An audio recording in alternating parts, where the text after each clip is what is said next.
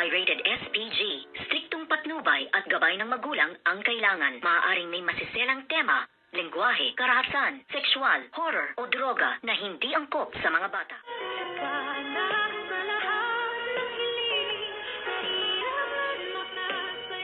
Evening and welcome sa aking munting channel. Sinisisi nga ngayon nitong si Madam Chantal, ito ngang si Dr. Cipra dahil nga daw sa kanyang kapabayaan, kung kaya't ito ngang si Doc Zoe ay nawawala at wala nga silang kaalam-alam na itong si Dr. Zoe ay tuluyan na ngang sumama sa kanyang boyfriend na si Dax dahil mas pinili niya ito at ito nga ang kanyang tunay na minamahal dahil nga kasi narinig niya ito ngang si Doc Cipra na meron nga itong kinakalantari na isang nurse dito nga sa Apex Medical Hospital at kitang-kita niya sa kanyang dalawang mata na ito ay nakikipagkalantarian.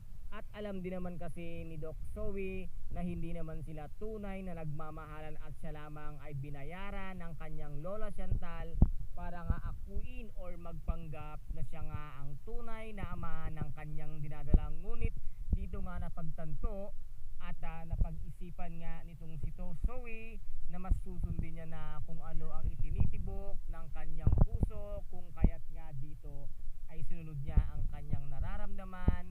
At dito nga ay talagang hindi niya nakakalimutan pa ito ngang si Dax dahil si Dax naman talaga ang tunay na ama ng kanyang ipinagbubuntis niya. At ngayon ay masayang-masaya nga si Dax dahil sa napakagandang naging desisyon nga nitong si Zoe. And guys, ito po ang ating pag-aabangan dito nga sa abot kamay na pangarap na kung saan ay napaka-intense at kapanapanabik ng bawat eksena at